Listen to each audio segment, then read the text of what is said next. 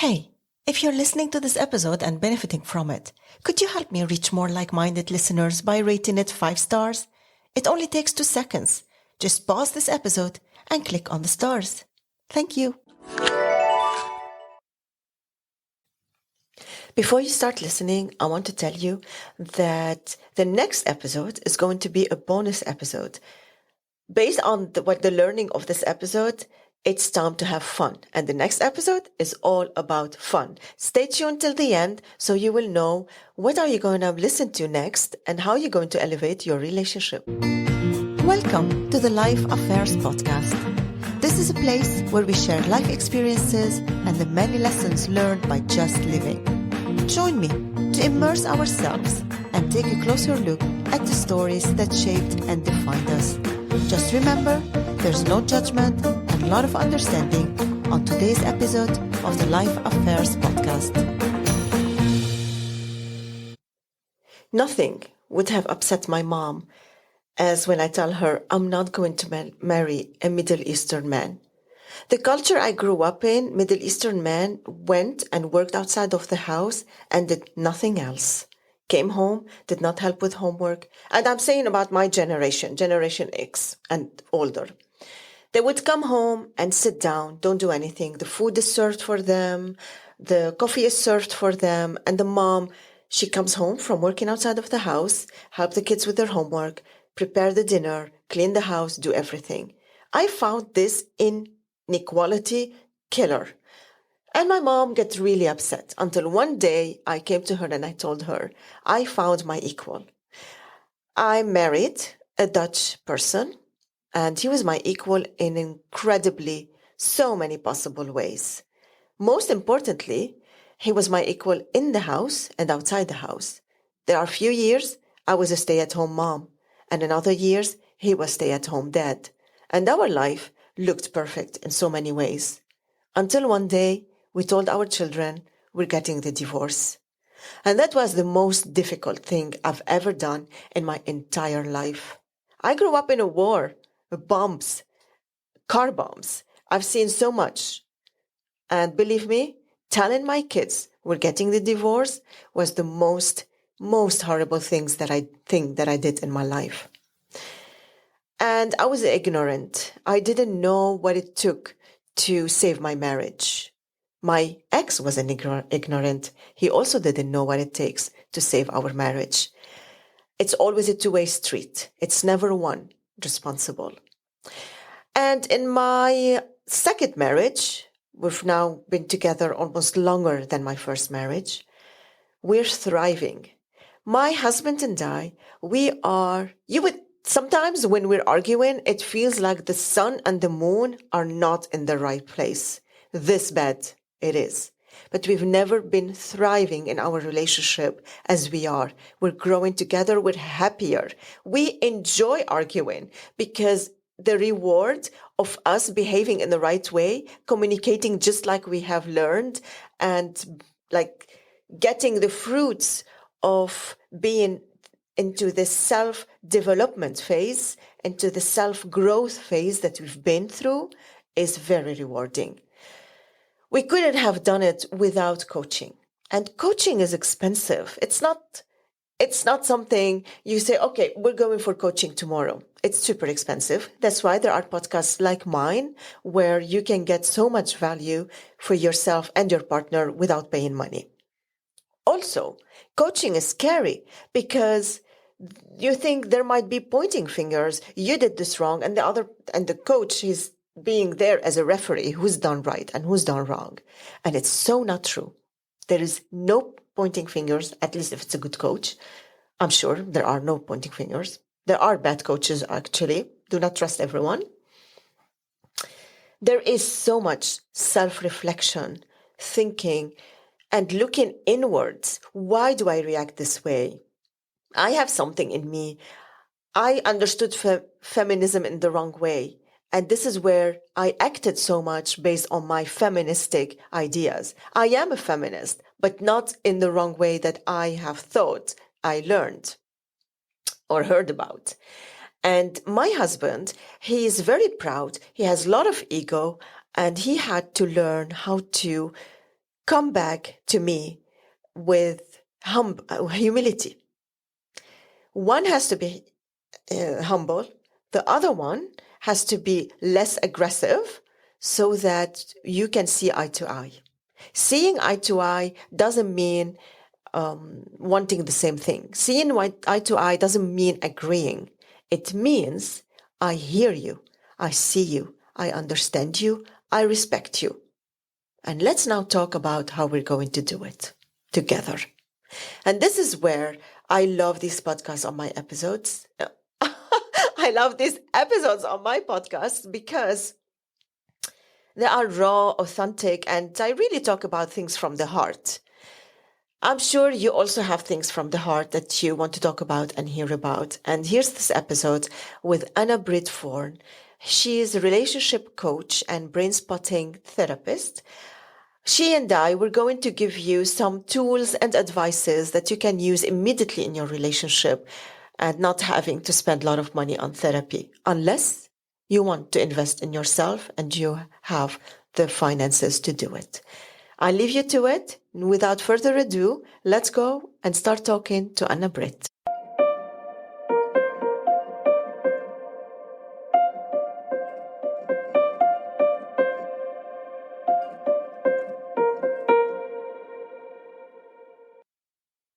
Today we are here because we want to talk about what caused the disconnection in a couple relationship and how they can repair it. Mm-hmm. I will start with a question. What couples do not need to seek relation coaching? Beautiful question. Well, first of all, of course, it's not up to me whether they need it or not. When people feel that there's a disconnect, and we get to that one, and when it's not possible to repair, to talk about it, then they will eventually, sooner or later, experience distance, like you get to your own island and you drift apart. So people that don't need it are people that don't experience it. Can we say because they are couples who seek adventure together and have a good communication skill when it comes to their problem solving? Well, communication definitely has to do with it. If you really understand each other, you're curious about each other, you're able to repair conflict. I mean, there's nothing wrong with conflict, but when you're able to prepare, meaning truly understand what it is for your partner, not to be right, but to understand each other. If that all goes well, then you probably don't need it. But we learn from relationships in the first place from our parents when we're really young. And our parents are not these supermans or women or whatever. They are human beings and they have their own challenges. So we can only learn what we see there and then take that experience and create our own ways of connecting.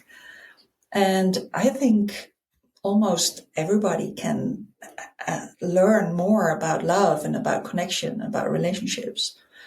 But when it's not a problem and you really are able to reconnect, then yeah, you probably don't need it. But when you have difficulties or when you feel like you want to improve your connection or deepen it, or you want to be able to restore conflict or truly understand each other, then yeah, be welcome to take a step and do something. Learn more about that. I can relate when you say things we learn from our parents. This makes me also think of what my kids are learning from my relationships. Talking about the parents and what we learn from them, love for me had a weird meaning because my father was a very emotional and stormy person. Mm-hmm. And my mom loved him so much. And her way in dealing with these conflicts is to let it be and to accept it. Mm-hmm. And not create excuses, but in a way give him the right to be that very loud and sometimes unkind person towards her. Mm-hmm. She did not feel that she wants to raise her voice or go into the conflict, which meant I did not learn how to resolve conflict in couples. And I saw my mom giving everything. Yeah. And I did not agree with that. So when it came to my relationship, I didn't have a role model. And I didn't know how to deal with it. But I also didn't know that coaching was a solution. Until I opened my eyes and a light bulb just was there. There's so much to learn. Yeah. Indeed. Disconnect. This is what we want to focus on today. And disconnect comes and go. And it feels that sometimes it's accepted as this is the way of living. But what leads to disconnect? Many reasons. And I want with you to go through few examples of when a couple feel disconnected and how do they navigate it before they realize we should do something about it. Yeah. Well, there are, in day-to-day life, there are always moments that you don't feel the connection with your partner. Sometimes he or she does something stupid and you just don't like it, or it makes you angry or whatever. It's normal, right? We're emotional beings, so emotions go, they come and go. But sometimes when there's a certain emotion or hurt or disappointment or frustration or anger that's there more often, a feeling that and that gets triggered within the communication or within the interaction with your partner a lot, then it can become like this, stone on the road that you stumble upon time after time. And that hurts. And every time it hurts, or every time you're, you feel like your partner isn't really there for you, or your partner doesn't really understand you, we do something with that feeling. Some become angry. Some become disappointed. Some take more distance. It's like little doors closing all the time. And you start to doubt. And then the interesting thing is that what our brain does then, when we start doubting or seeing negative stuff, it's like this alert going off, and we only tend to see the negative part. And that's where it slowly builds upon a disconnect. And it actually becomes more and more. So if you doubt a little bit, or you're disappointed and you're not doing the repair work, then it becomes more and more. It's like putting another stamp in your. You had these cards in supermarkets way back where you can save like stamps in it, and when it's full, you still have it, like the actions for you save up for something you want to buy. It's a bit like that also in relationships. When we don't resolve it, we're like saving and building upon the moments of disconnect or disappointment. And when we have the feeling you're not there for me, it hurts, because we want to be connected. We are made for connection also. When we do feel connection, all these beautiful hormones we sense, and we feel good. And when we don't, that's a horrible feeling. And when we don't repair them, it becomes more and more and more, and it's like drifting away slowly.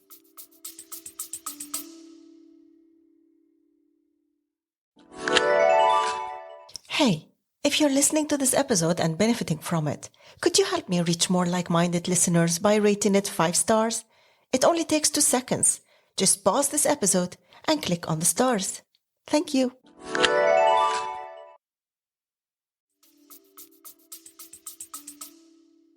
It's hard to talk about the repair when in the moment, first, I think in this disconnection moment, it's not about the dishes that are not in the dishwasher. No. It's about what's really going on. Yeah. And we don't, I think that is really going on. Sometimes it's not talked about because we want to avoid conflict. Yeah. or we don't talk about because we don't want to go into an argument. We're scared of the argument as it's going to destroy us. Yeah.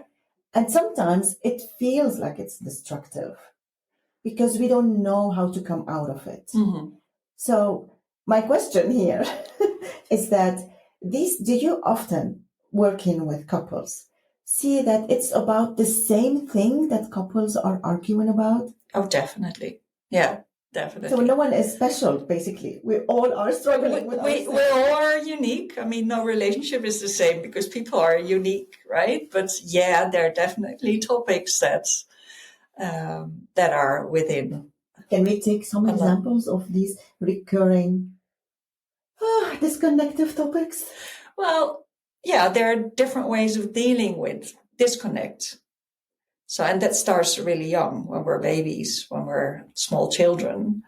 We learn about relationships from the way that our parents are attuned to our needs. And I'm not saying that parents are bad and they did a bad job, but they can only do what they know, right? And you cannot 100% be there attuned to the needs of your child because you have your own life as well. So the child experiences moments of disconnect, and sometimes more than others, because of divorce, because of parents becoming ill, or all sorts of problems that can arise. And when we experience that moment of disconnect, we do something with it. It's like we try to repair it, and we do that in different ways. And children do that by becoming angry, throwing a tantrum, or not speaking up and just like moping and things like that. And if you look at adults, they actually still do the same things often. So we have these ways, we learned these ways how to deal with that pain, because it was pain, it was panic of not feeling the attunement of your parent. And when we sense something similar in our adult relationships, we actually do the same behavior. So we become critical, defensive. We start to, I don't know, sometimes say nasty things to each other, or just ignore them and not speaking to all these things. We probably all know them, right? I still do it sometimes. I'm like, oh my God, I'm there. I mean, I'm not perfect. But these ways. My favorite one is the silent treatment. Oh, I'm good at this. Yeah, but it's also, and actually, it's creating more distance. But there's something that feels vulnerable, and all these ways that we learned is trying to connect that vulnerability. So we push them away, or we just leave, or we do things to protect that. And sometimes I call it walls. So we raise the wall to protect that vulnerability. And then when we do that, it's actually harder to reach each other's heart, because that's what it is, right? Being yourself and showing who you are and what you feel. And that's vulnerable, but that's the only way to create connection. Vulnerability, the only way to create connection. Because how many times when we are raising this wall, deep down, all we want is that the other person would reach for us, hold our hand, of course, or hug us. Yeah, understand the other us. person seeing the wall growing, and they're like, "I'm not getting in there. That's too dangerous." Yeah, or they feel the disconnect too, and that hurts. So of course, the other one is raising their walls as well. True. If it's like that, yeah. Two massive walls being raised, while both of them probably all they want is a hug. Yeah.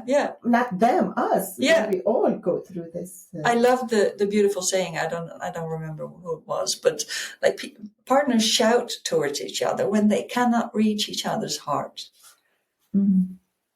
And yeah, and the shouting, we have different ways for it. Like you say, the withdrawing, or the silent treatment, or stonewalling, as we call it also. That's hard for someone that wants to be close to you and understand you and be understood by you. If someone closes that door, that hurts. And sometimes we also don't want to understand the other. No. It's this vulnerability thing is so important because of we don't want to be vulnerable, we are standing our ground. Yeah. In and the wall is in the way, actually. And then partners are waiting for each other. If you lower yours, okay, then I can. But then nothing's going to happen. And partners often hope that the other one can read what they need. They can read your mind. They know, I told you, remember, why don't you listen to me? Or why don't you do it now? Because if your partner is hurt, because he or she feels the disconnect, then he or she is waiting to be understood too. So, yeah. That's really something that we don't want to put our guards down. We both know, it's like in our head, we so want to be heard that we're not willing to say, okay, I agree with you. This is how I feel. This needs training and coaching. Yeah. It doesn't come natural. We didn't learn it unless really people have been raised in this very conscious way of living. None of my friends are raised like this. I don't know people who were raised in this way because they would be very inspiring. I could watch them and learn from them. But everything I see around me are people like me struggling in their relationship because they don't know how to handle this vulnerability and the ego and the defensiveness. There is as much desire to be heard. Yeah, of course. And in the heat of the moment, what's the best thing to do when this wall is growing? And you don't understand each other. Yes. Yeah. Well, another thing to add to it. Yes, like there's much more to add to it. But what makes it more difficult even is that we have different ways. So some are similar, we recognize them, but we have different ways how to deal with disconnect.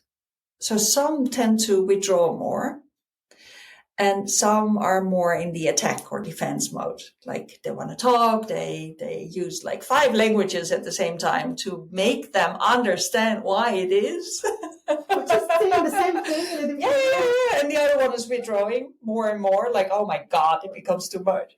And then the other one is like, hey, you're not leaving. We're talking here. I want to repair. You're my husband. So we have different ways how to deal with it.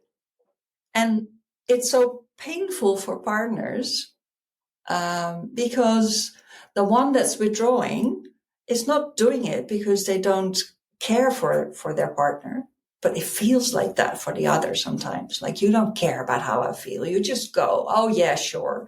That's easy. Just leave. Things like that. And that makes it actually worse. But the person that's checking out actually gets overwhelmed and actually is trying to keep the connection, because he or she that does that actually learned that.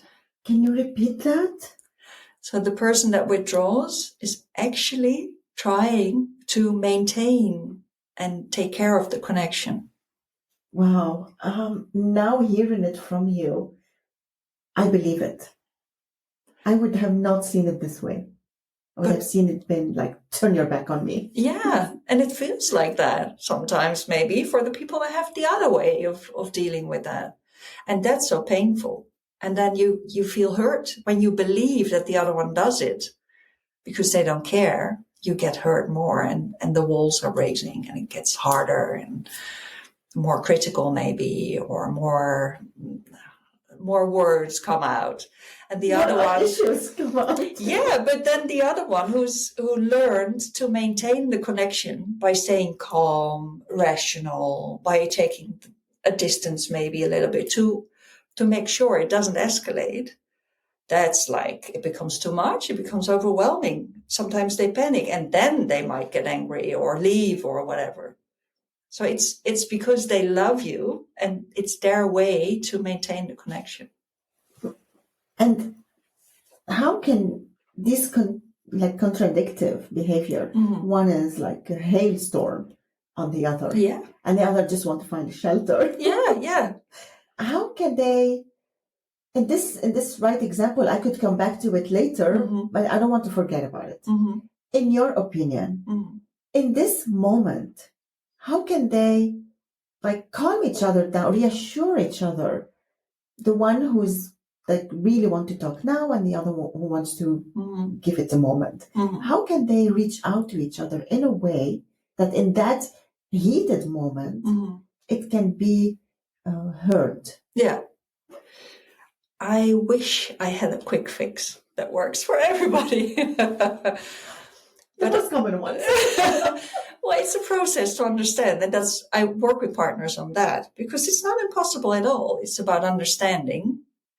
So, in short, when emotions like grow and and you're in the heat of the moment, then actually your brain doesn't function in the way that you need in order to maintain the connection and be empathetic and to understand each other.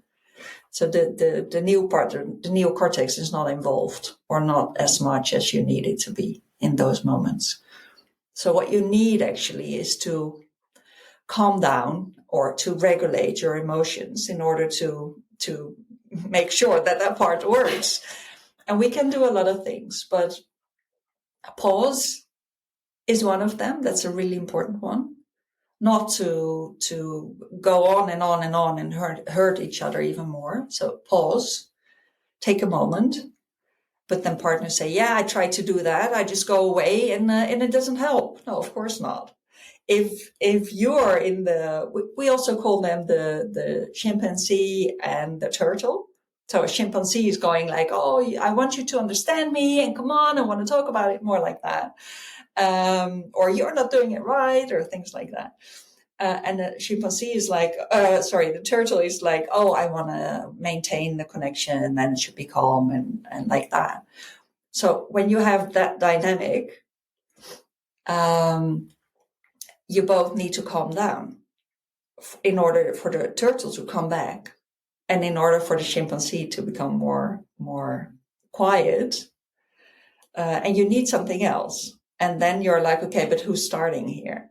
Because the chimpanzee wants reassurance and closeness, but the turtle cannot give it in that moment.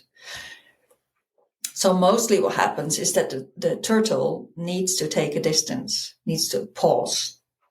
The chimpanzee needs a pause to calm down. But they need to do that in a way that's healthy.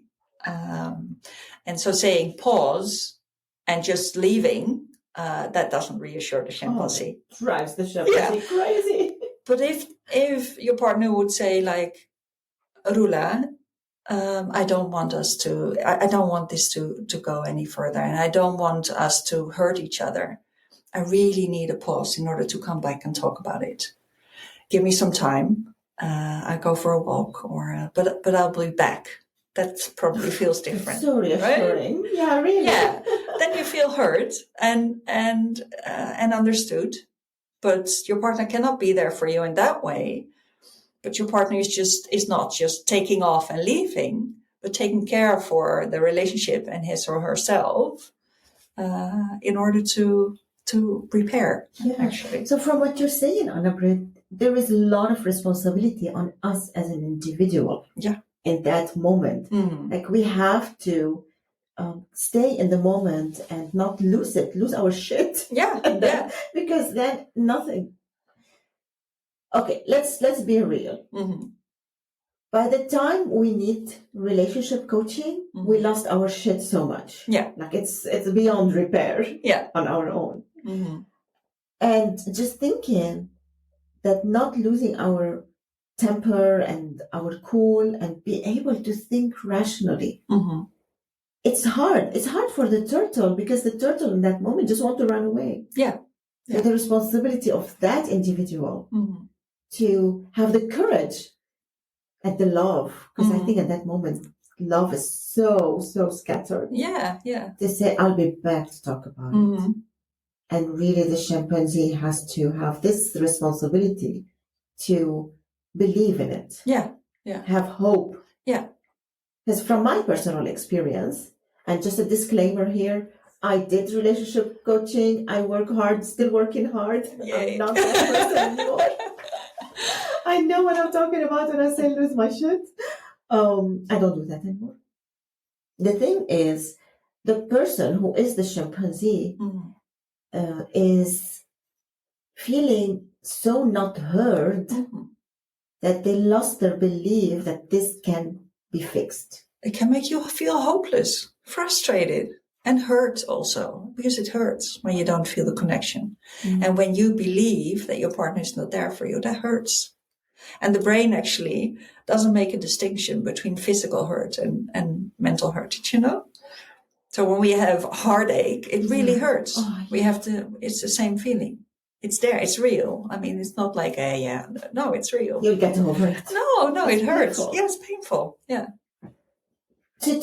I'm going like 10 steps back right now. Thinking about the disconnect, what leads to this disconnect moment can be various things. Yeah. What personally for me caused the disconnect is being so busy with the children, building a career, and not finding quality time together.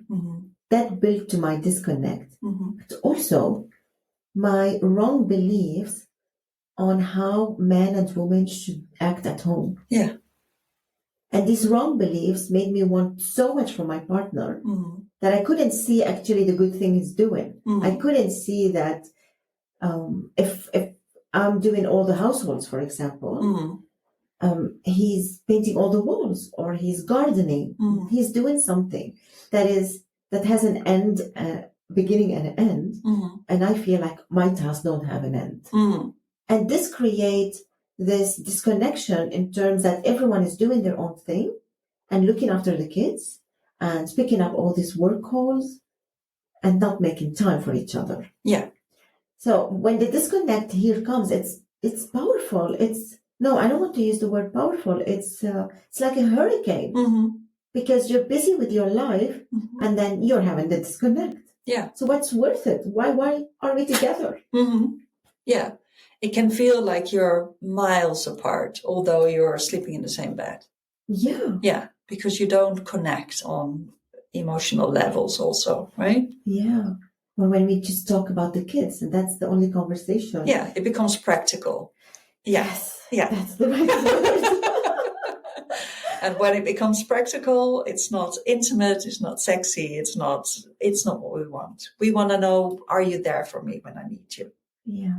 And sometimes in the practical way, that feels comfortable and your partner is.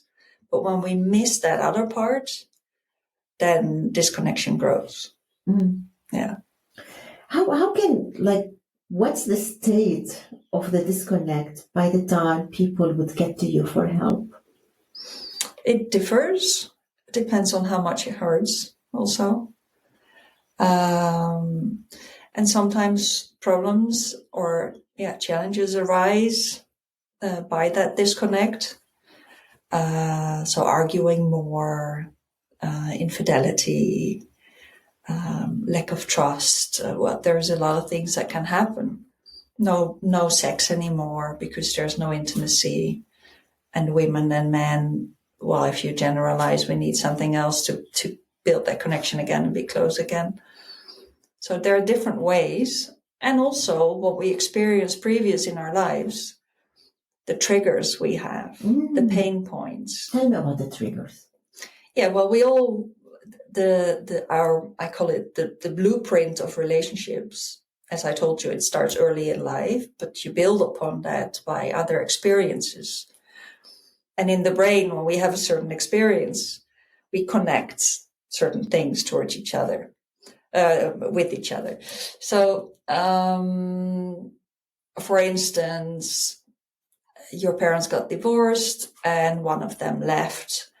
And the feeling you had or the experience you had when your mom or dad left you is like became a pain point, especially when there wasn't room for you when you as a child could talk about it and deal with those emotions and feelings, then it becomes a pain point that you didn't resolve, that you didn't heal.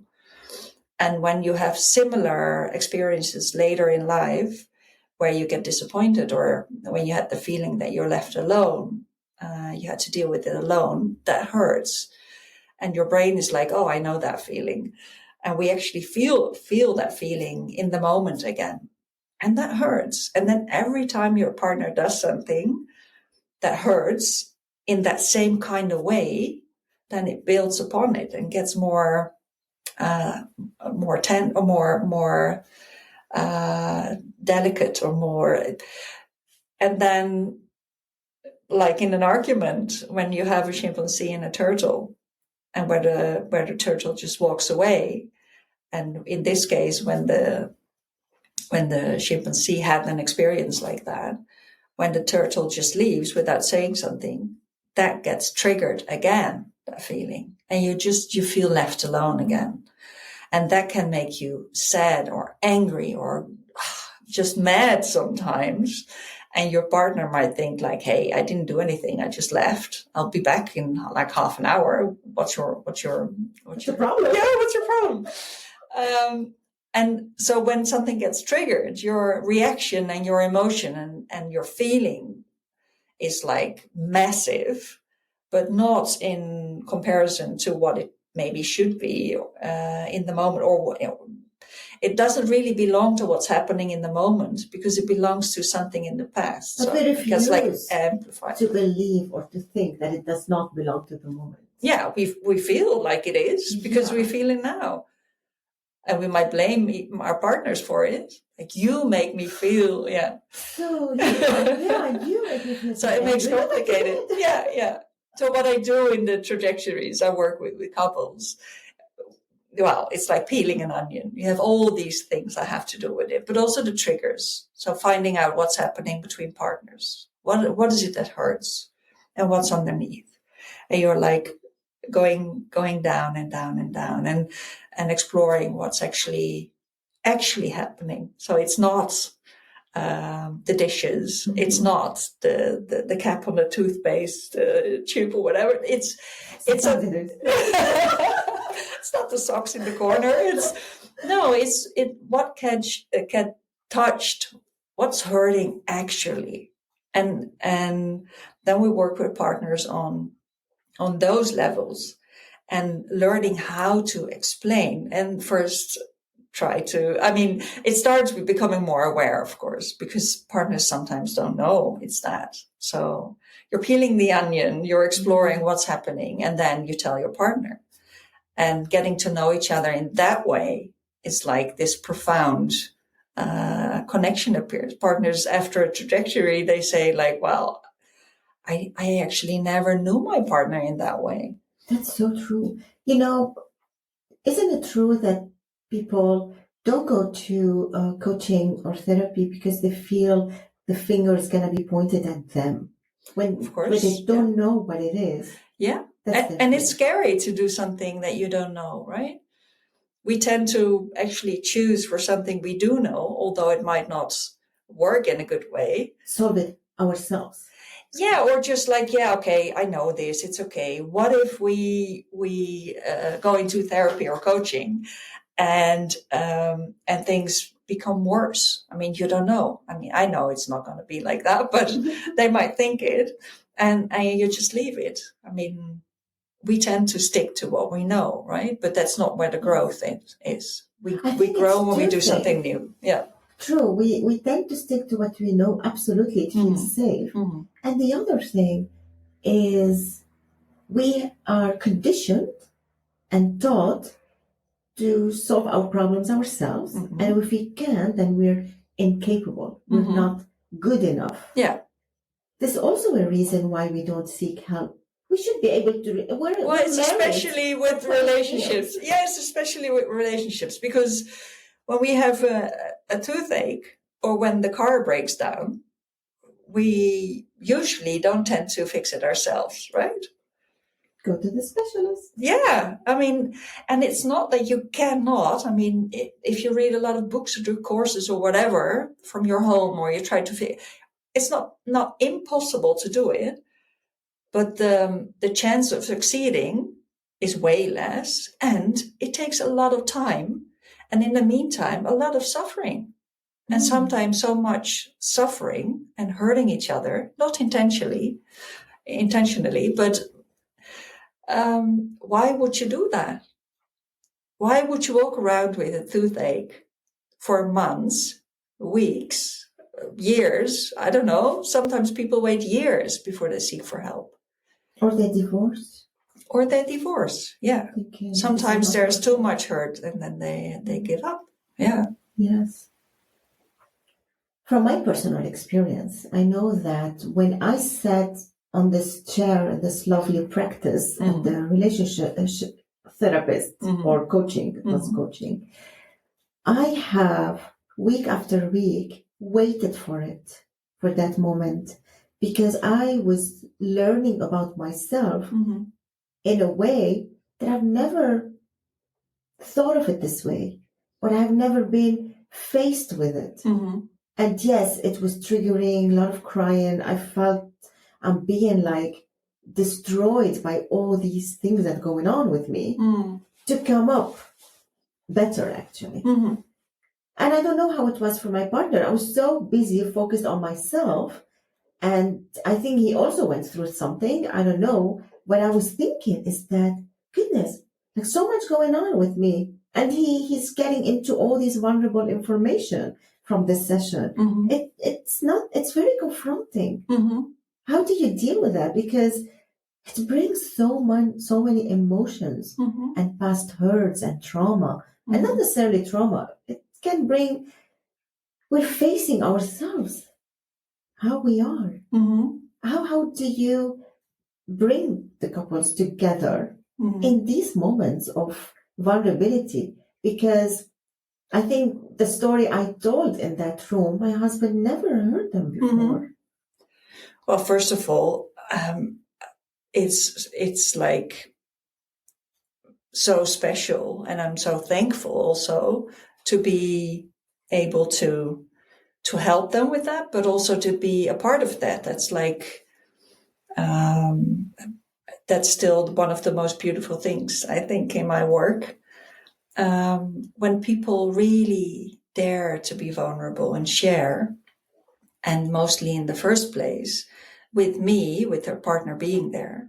But it's so important that the partner hears about it, because that's showing your vulnerability is the number one reason for your partner to show theirs.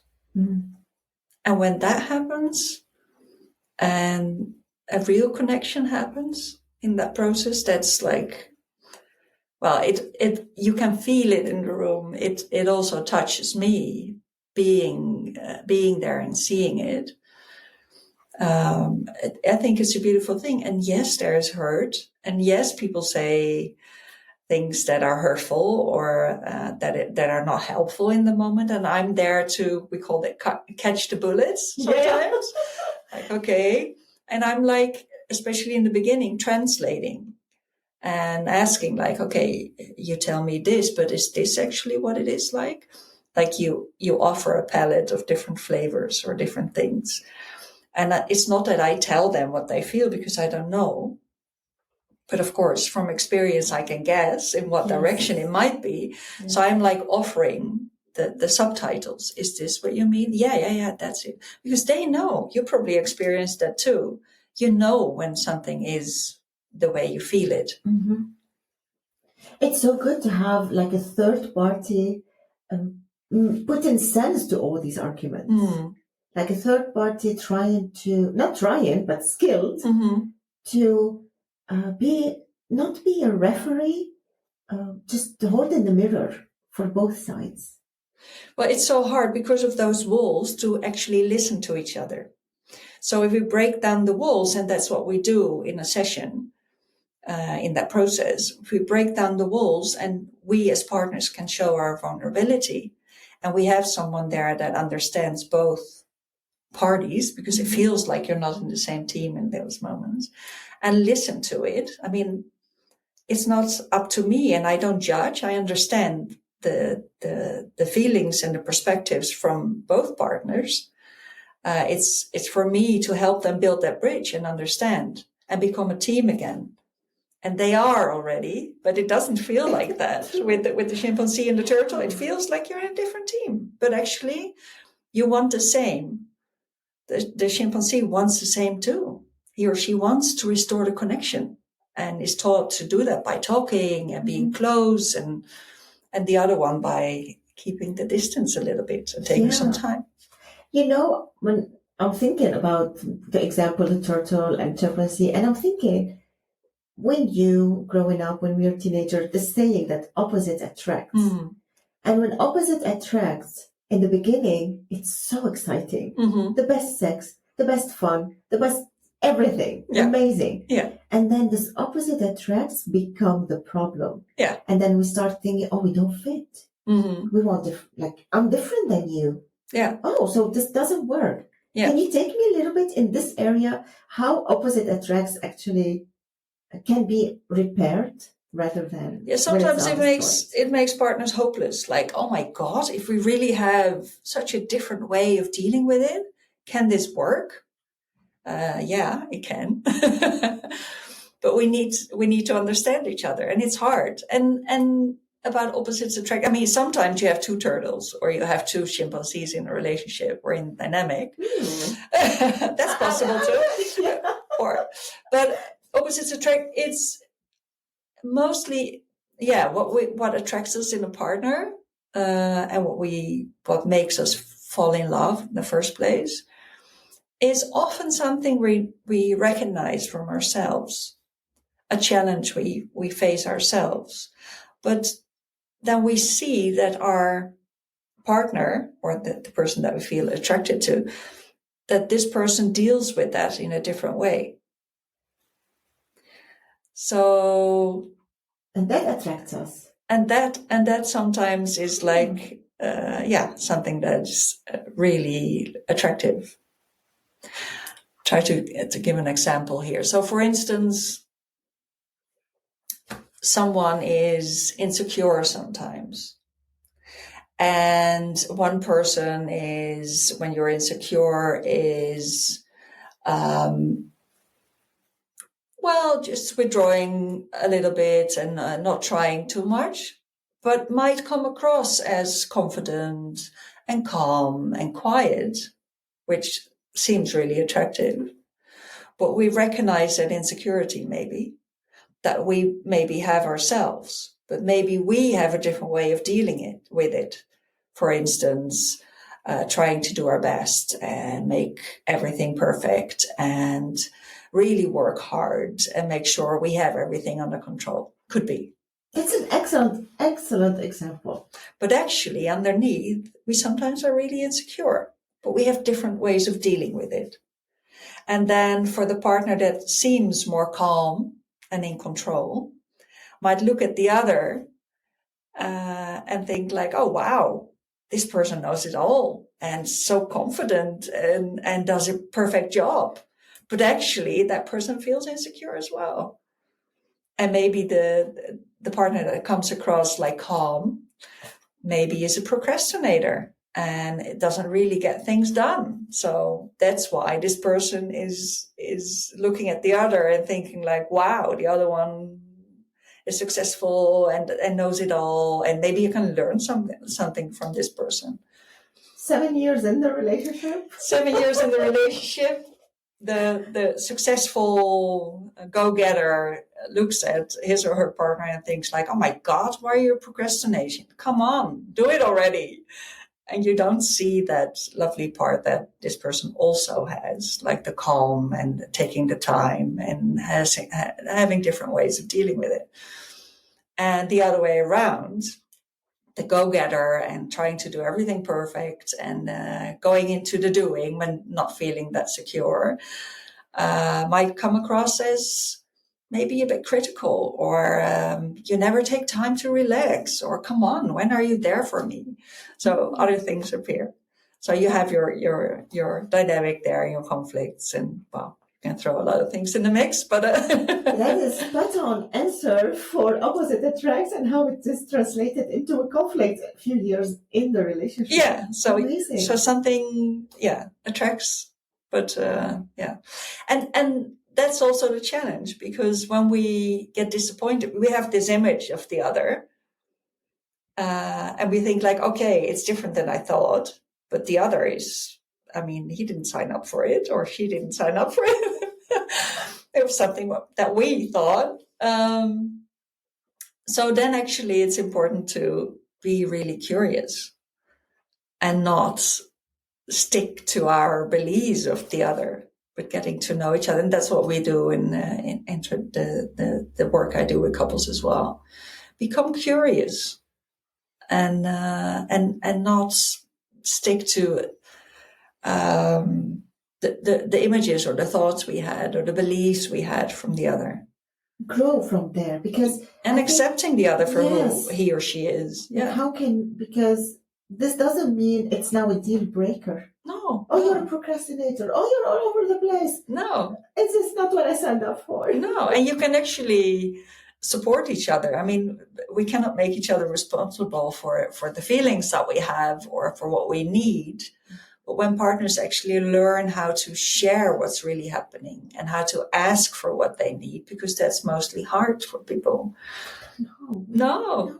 In a way, actually, that's working. I mean, when it feels like critique, or when it sounds like critique, it feels like critique mostly. So if we say like, why are you doing it that way? It's different than, hey, darling, I'm curious. Tell me, why do you do it in this way? I really want to understand you. It's a different way. Yes. So those subtle changes. Get angry at you again. No, but to get out of that dynamic, like ping-ponging and pressing each other's triggers, that's awful. It's tiring. Yeah. I'm now very tired from the disconnect conversation. How about getting into the repair? Yeah. Let's have a little bit of tea first.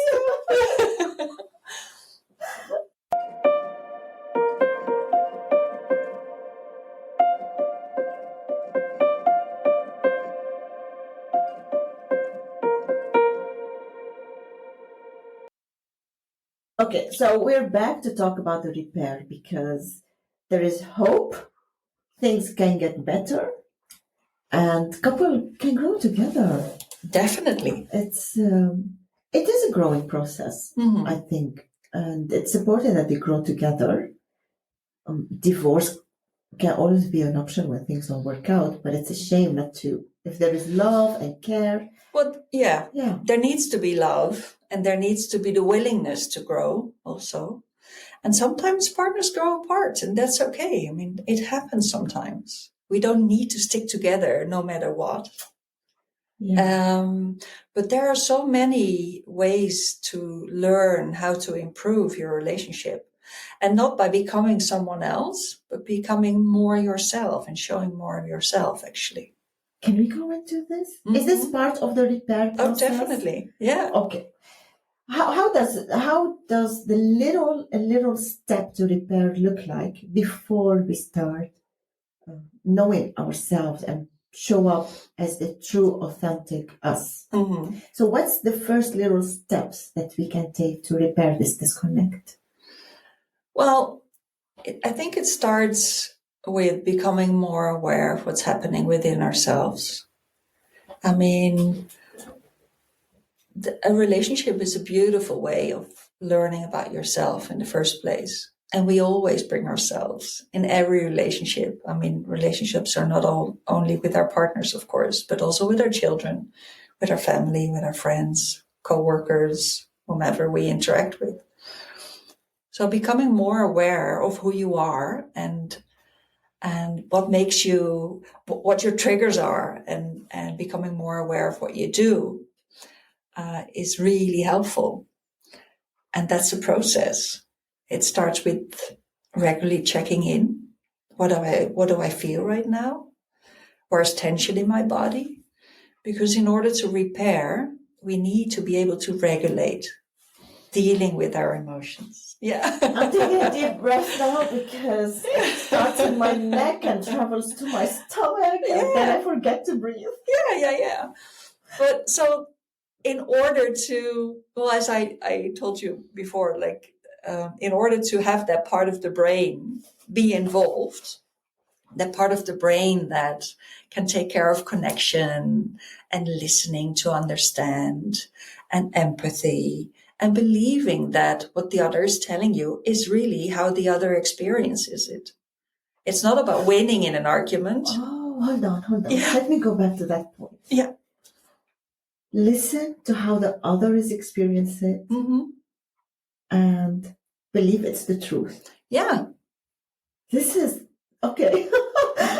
I stopped by it because sometimes the other tell us, no, I didn't mean to belittle you, or I didn't mean to criticize you.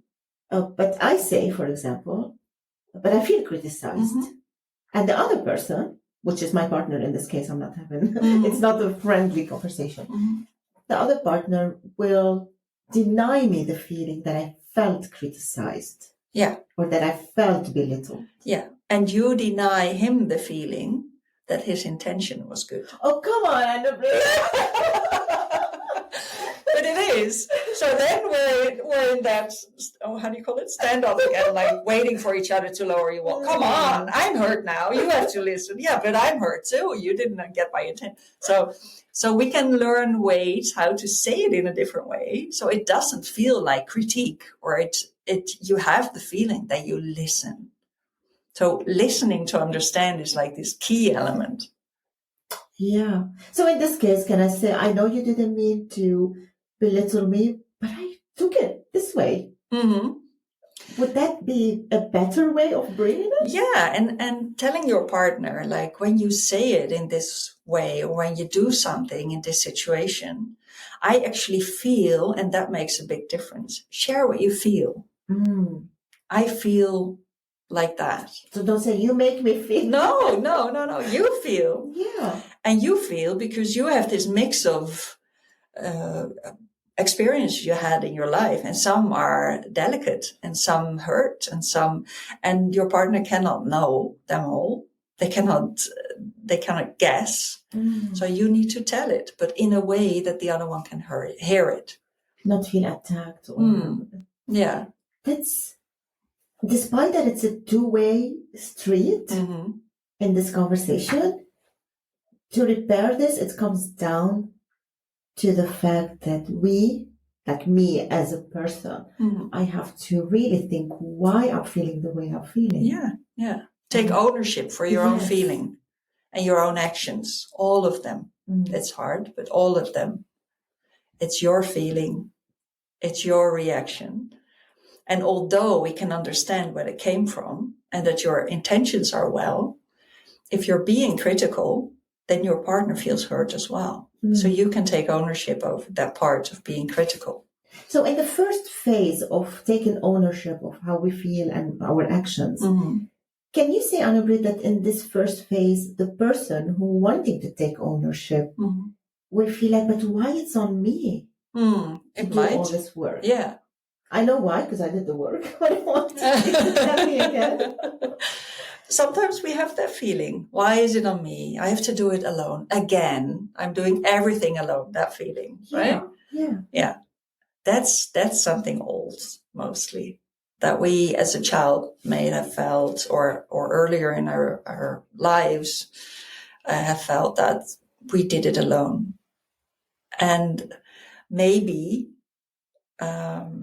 we learn to do it ourselves and become really independent. But sometimes we want this from our partner, but we didn't have the skills how to ask for it or how to address it in a way that the other one can hear it. Yes. So not like blaming you for, you make me feel like I have to do it all alone, but like, darling, when you say it like that, I have this feeling again, and I know I have this feeling more often, but it's like delicate. It's a pain point, maybe also. And then I have this feeling. And then when I have this feeling, I tend to maybe be more critical. And I'm sorry, I will work on that. But taking ownership for that. I hope the listeners are taking note of what you're saying, Anna Brit. Because you already gave them the first step instead of saying, oh, did you mean to hurt me? Mm-hmm. No, your first step is saying, okay, it's my pain point, Mm-hmm. and when you say it this way, Mm-hmm. it triggers something in Mm-hmm. me. Mm-hmm. So it's not your responsibility. No, but you can help your partner though. I mean, but you can only help if your partner is sharing with you what they feel and what they need. And maybe they don't know yet what they need, and you can help your partner by asking, okay, is there anything I can do for you? Do you want a hug? Or do you want to talk about it? Or you need some space? Or But these things, these questions would come after they've done the work, right? Yeah. Because in the beginning, we're still building these walls and trying to figure out how we don't hurt each other and in this repair process. So in your trajectory, when we talk about repair, is it each individual have to do their work on themselves first? No, we work on it together because you learn a lot when you hear your partner talking about it. And what I do, I work a certain amount of sessions together, but at the same time also do some individual sessions, because sometimes there are pain points or there are things that we can go a little bit deeper on. And we do that in individual sessions, but then mostly partners share that with their partners also, of course. Yeah. But it's okay, because I do believe some things you can be very vulnerable, but there is an inner individual work that it needs to be so personal that your partner, as you said, can later hear about it. But the core of it, you need to do this on your own without anyone listening except for the coach, maybe. No, not maybe, with the coach to help you get out of it. And partners feel left out if this happens. Yeah, so I mostly do that with both partners there. I work with emotionally focused therapy. I love that. Where we work with attachment styles as well, and to see your first blueprint of what you learned of relationships and how you interact. Yeah. So giving the subtitles, as I said, to explain what's actually happening. And then when you learn how to focalize it, how to find the words for it, then a different thing starts. So I help partners to find the words and find the ways how to say it in a way that your partner actually can hear it. Yeah. And like they go home with some homework? Yeah, also sometimes they get homework. Yeah.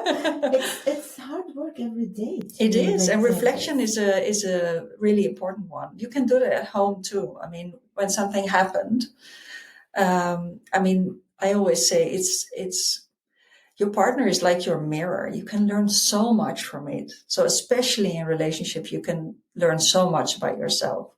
And also going to a relationship coach or therapist, I mean, you learn a lot about yourself that you take with you for the rest of your life. It's so valuable. And becoming more, knowing yourself better and becoming more capable of dealing with emotions and painful stuff you had in the past makes you freer, makes it easier, makes it more playful, makes it more joyful to actually interact with your partner. Yeah. And conflicts are there. I mean, I think to me, conflicts are healthy. It's not, I mean, it's okay if you can disagree about something.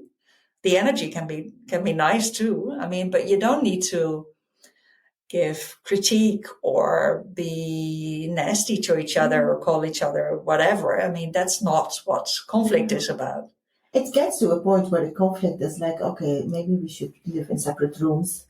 You know? No, but conflict shouldn't be toxic or negative necessarily. I mean, there can be emotions and you can disagree and you can share that. I mean, but when it becomes toxic because you cannot listen to each other or you hurt each other, then you have some work to do there. Yes. And there's a lot to learn. Yeah. I agree with you. In the repair session, or not session, but in the repair path, because the couple, they're digging into understanding themselves, the way they react, learning how to talk to each other so they don't trigger or throw the responsibility on the other. And what are activities? Because by that moment, they're not living a life anymore. Practical and arguing, back to practical. They don't have a life together. There is no intimacy. No. There is, And the painful thing is that it never, partners hope it will get better, but it's not going to be like you wake up one day and it's not going to be there anymore. It's not. You have to do the work. It's like going to the gym. You have to develop the skills, how to connect. When your partner reaches out to you and shares something with you and you're not responding, or you're being critical, or you don't have any time, there's a disconnect all the time and time again. And we need those little moments. Building a relationship and building intimacy actually starts with the little things every day. So by changing those, like being attentive and being grateful, also helping your own mind, because when we, like you say, when we live next to each other, but it's only the practical stuff and the intimacy is gone. Our minds do that. We become more critical. We become more negative. We only see the bad parts of our partners, and we can help our brains actually to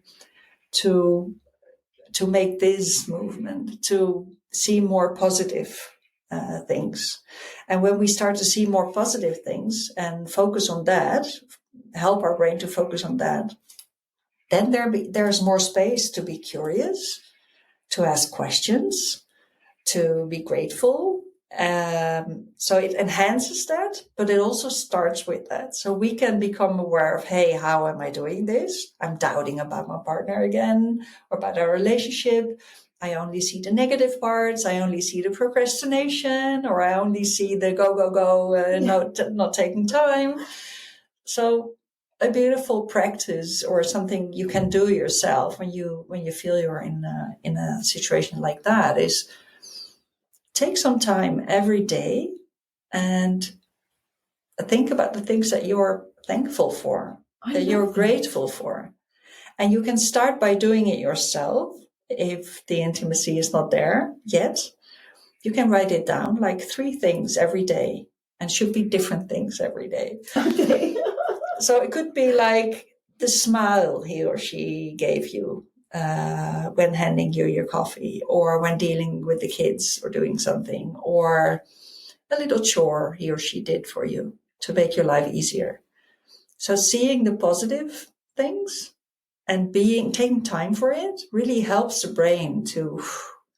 I'm thinking of all the good things my husband has, so now I get distracted for a minute. I practice this. When I feel annoyed, or I feel like some negative emotion is coming in me, I either walk out or go upstairs to the bedroom, and while I'm walking, I trained myself, so it's easy for me to do. I think of all the good things he has. Yeah. I even think of how beautiful his hands are, or exactly what you said, the good thing he does for us, how much he cares for us, how much he loves us. And then I come back downstairs like nothing happened, and I'm happy again. Yeah. And I'm sure sometimes he's like confused, like she just walked up looking angry, and now she's happy again. And then he blames it on my midlife hormones.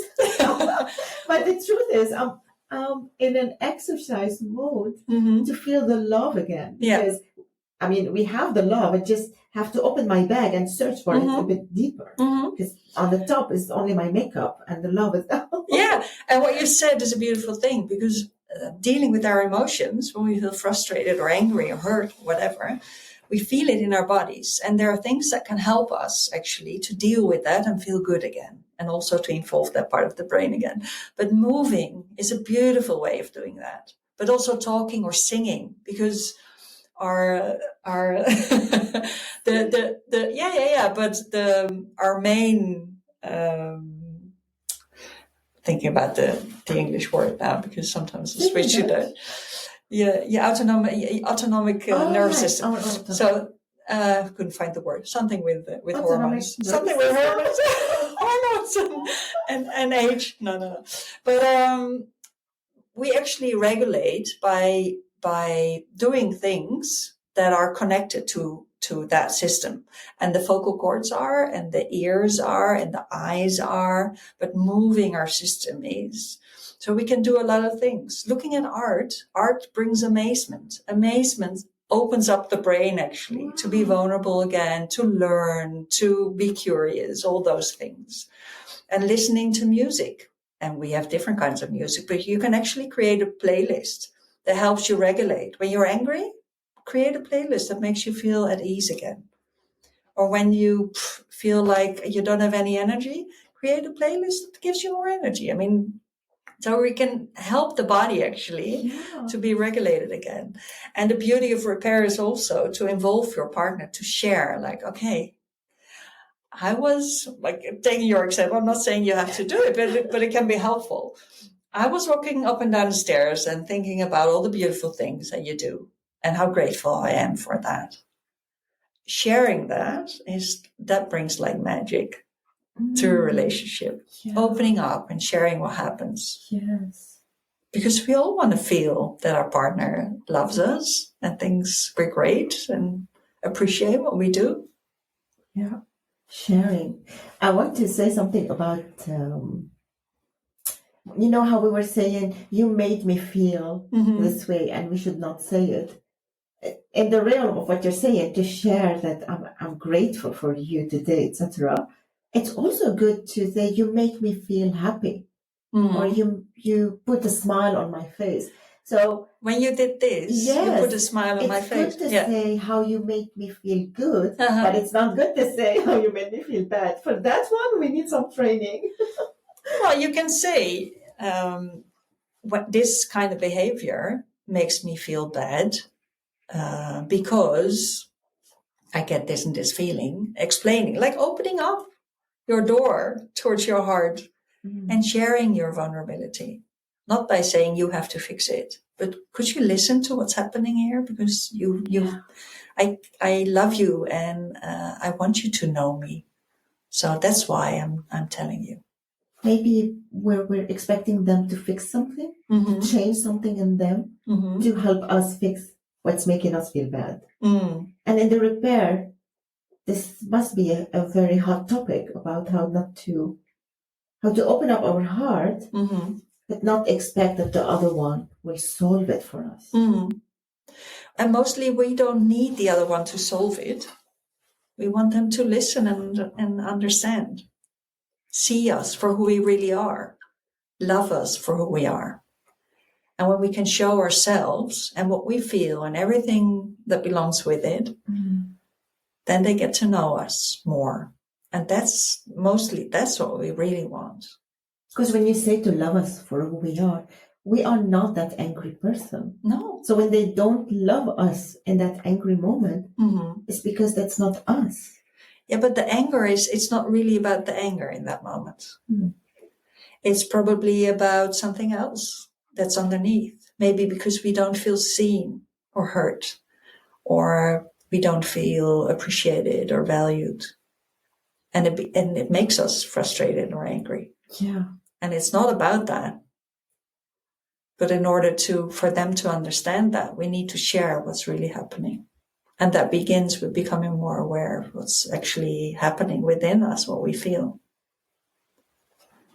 And doing this, it means when they will mirror our behavior.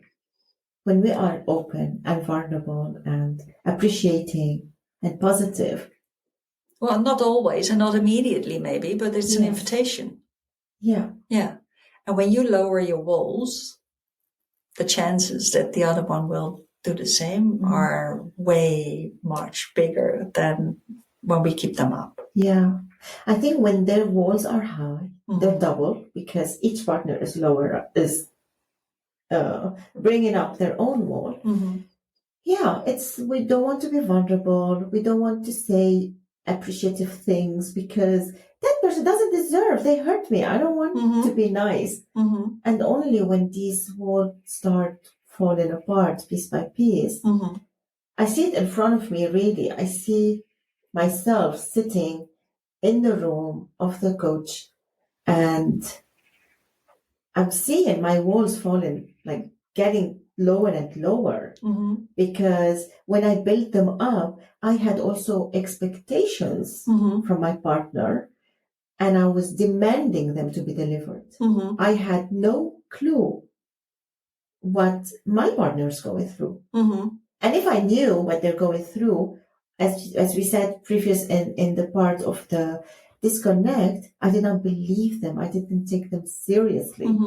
I just was so focused on how I'm feeling, how you're making me feel. And if you turn that around, yeah, if that would be the case, that your partner didn't even think about your feelings, I mean, that's hard, right? yeah. So lowering and being curious and actually asking and believing that what your partner tells you is really true, is really how he or she perceives it or feels it, then something else happens. Stop wanting them to feel different, because it's not what we meant. No. We fell in love with them, but sometimes we fall in love with an idea of someone. Yeah. And then we can ask ourselves, is that like even then who did we fall in love with? Shouldn't we be curious? Yes. I think in good people, relationships, because of course there are the abusives, there are the narcissistic. Not every relationship is healthy, but in a healthy relationship, conflicts are a must to grow and develop as a person. And when we get vulnerable, we might even fall all over again in love. Yeah. And explore different ways about a partner. That's a beautiful thing. Yeah. Becoming way more connected than you ever did before. And going back about the narcissistic and the toxic ones, I mean, sometimes we tend to talk about this is a healthy relationship and that's not. But it's not that black and white, of course. Okay. Sometimes we have behavior that is not helpful. And we can learn a lot about that and how to change it. But we need to understand first. And that's why it's so important to work with someone on that, because it's really hard to look at those parts. But we can understand why we do it, because sometimes we do it with the best intentions. And it's really hurtful that we get misunderstood. And then that feels so vulnerable that we don't even want to look at it. But if we get the chance to look at it and learn different ways how to behave so we don't hurt our partner, then it gives so much and it makes such a difference. Just saying, no one is flawless and no one is perfect, of course. There's no relationship that's 100% healthy. I don't think so. It's a spectrum, but still, there's a lot to improve that makes it easier also for us, but also for our partner and the interaction. And it makes us more flexible in how to deal with hard things that are going to come. I mean, it's life. True. It also opens our eyes, because when we do this work and the partner is doing the work, then we know if this relationship is going in the right direction. But when the work is done, I mean, it's never finished. No. I knew you were going to come with this. It's never finished. But when we start with the work and we are practicing and we're becoming better at it, because we are doing this work every single day. Yeah. We're just getting better at it. Then we can judge if this relationship is good for us, is good for the family, good to continue, rather than giving up too early or staying too long. Yeah, well, there are also partners that come at a point in their relationship that they're not sure if they want to proceed. But it brings so much clarity, mostly, on indeed how they connect and what they want and how much love there is and how they can rekindle that. And it's also valuable when you decide not to stay together, and especially when there are children, how to deal with the parenting and how to do that as partners together, even though you're not together. I mean, you learn a lot about yourself, And it's important to take ownership over your part and learn and interact from that place. So I think it's I made my work out of it. So, but I think it's always important to work with that. Yeah. I think even if the relationship, the final decision is we better be happily separated, the inner work done will help them in their new relationship. Exactly. In making the right choices and knowing themselves, being more authentic, and it's only for the better. Why do we think that? And this is like a general question. I'm tired of hearing that we should solve it ourselves. We must have all the answers. If we are not good enough, if we don't find a solution for that problem, it is time to be more open-minded. And I think if the listener is listening to this podcast, it means they are in the place or where they like self-development, they want personal growth, and if otherwise they won't listen to this podcast. Yeah. And this is where it's really the place where to say that growing is learning new things, learning how to deal with our problems. If nothing worked for years, why would it work for the next 5 years? Yeah. If you keep on doing the same, nothing's going to change. Yeah. Yeah. We have to grow. Yeah. Yeah. And growing is uncomfortable and doing uncomfortable stuff. Yeah. It comes with it. Sometimes partners think like, oh, this is not working. A partner or a relationship should be perfect. And this is not it because it doesn't go by itself. So maybe just give up and find another partner. Find the perfect one for me. Well, that's not going to happen. So exactly as you said, I mean, we can learn a lot from our relationships. And even though eventually we might not stay together, you learn to solve your own shit, as I would say. Like you learn to solve and get to know yourself and solve your difficulties or your challenges. And for a next relationship, it does something else. I mean, you don't otherwise, I mean, if you just say, okay, this is not a relationship and you go to a next one, you will bump into the same kind of struggles. And it might be slightly different with a different partner, pushing different buttons, but essentially it's about the same thing. So solving your problems in your relationship is like the most valuable for yourself, for future relationships, if there are going to be others, but also for your children, because kids don't learn from what we tell them to, they learn from what they see. So we actually are building on the blueprint of our children. And when we become more regulated, when we learn how to repair conflict, when we learn to have more healthy coping mechanisms and have more healthy relationships, that's like the most valuable gift we can give our children if it comes to relationships. Yeah. How many children are growing up with parents who have very, very, I don't want to use heavy words, but growing up in a couple where there's no affection, there's no intimacy, there's no shown love, and then they go into their relationship thinking this is marriage. Be cold and not connected. This is marriage. That's fine. Yeah. And there are children who are from divorced parents, but then they see their parents happy in relationships or happy alone, building their life alone. This is also a good lesson. I'm not saying that divorce is good, but I'm also not saying staying for the sake of children also good. The good thing is to work on ourselves. Yeah. To give them the good example. Yeah. If there's constant tension and stress for the children, but also for the parents, then we do something else and we're stuck in survival mode. Fight, flight, flee, or please. And we're not doing what we actually should be doing, or we're not coping with that in healthy ways mostly. Yes. So being more regulated, experiencing less stress goes for the parents, but also for the kids. Yeah. So if it's a tense, stressful environment at home, that has implications for the children as well.